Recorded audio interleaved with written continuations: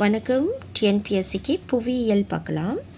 சூரிய குடும்பத்தில் உள்ள மொத்த கோள்களின் எண்ணிக்கை கொடுத்துருக்க 4ல் பி தான் கரெக்ட், 8. சமீபத்தில் சூரிய குடும்பத்தில் உள்ள கோள்கள் அந்தஸ்திலிருந்து நீக்கப்பட்டது எது? புளூட்டோ. தொலைநோக்கியில் மட்டுமே புலப்படும் கோள் யுரேனஸ். ஆன்சர்ஸ் மட்டும் நான் நோட் பண்ணியிருக்கேன், பார்த்துக்கோங்க. எல்லா கோள்களும் சூரியனை எந்த பாதையில் சுற்றி வருகின்றன? நீள்வட்ட பாதை. குறுங்கோள்களின் பாதை செவ்வாய்க்கும் வியாழனுக்கும் இடையே உள்ளது. ஆன்சர் பி தான் கரெக்டு. குறுங்கோள்களின் பாதை செவ்வாய்க்கும் வியாழனுக்கும் இடையே உள்ளது. இரவு வானில் திடீரென ஒளிக்கீற்றை ஏற்படுத்தி பூமியை நோக்கி வருவது போல தோன்றுவது எரி நட்சத்திரம். சந்திரனின் மறுபக்கத்தை முதலாக புகைப்படம் எடுத்த செயற்கைக்கோள் லூனா 3. பின்வருவனவற்றுள் எந்த கோள் கிழக்கிலிருந்து மேற்காக சுற்றுகிறது? வெள்ளி. பால்வெளி அண்டத்தின் மற்றொரு பெயர் ஆகாய கங்கா. லீப் வருடத்தில் எந்த மாதத்தில் ஒரு நாள் அதிகரிக்கிறது? பிப்ரவரி. பூமியின் பருவகால மாற்றம் ஏற்பட காரணம் பூமியின் அச்சு சாய்வாக இருப்பதனால்.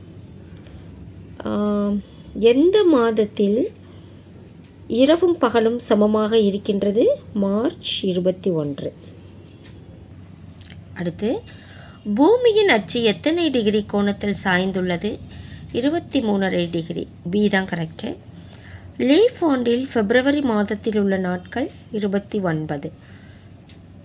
தென் பெருங்கடல் என்றழைக்கப்படுவது அண்டார்டிக் பெருங்கடல். ஒரு தீவு கண்டம் என்று அழைக்கப்படும் நாடு ஆஸ்திரேலியா. கொடுத்துருக்க 4ல் ஆஸ்திரேலியா தான் கரெக்டு. தக்ஷின் கங்கோத்ரி ஆய்வுக்கூடம் எங்குள்ளது? அண்டார்டிக். உலகிலேயே மிகவும் வலிமையான சூறாவளி காற்று எங்கு உருவாகிறது? அட்லாண்டிக் பெருங்கடல்.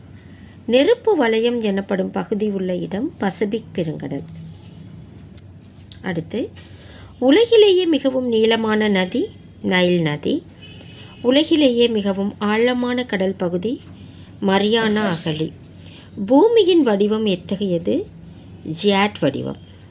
உலக உருண்டையில் கிழக்கு மேற்காக செல்லும் கற்பனை கோடுகளின் பெயர் அச்சக்கோடு. 0 டிகிரி தீர்க்க கோடு என்பது கிரீன்விச் கோடு. நாடுகள், கண்டங்கள், தலைநகரங்கள் போன்றவற்றை உள்ளடக்கிய வரைபடத்தின் பெயர் அரசியல் வரைபடம். அடுத்து, பூமியின் நிலநடுக்கத்தினை பதிவு செய்ய பயன்படும் கருவி சிஸ்மோகிராஃப். பின்வருவனவற்றில் எந்த கோளில் உயிரினங்கள் உள்ளன? பூமி. பான்ஜியா எத்தனை பெரிய தட்டுக்களாக உடைக்கப்பட்டுள்ளது? 7. பூமியின் எந்த பகுதி நிலையானதாக இல்லை? மேலாடு.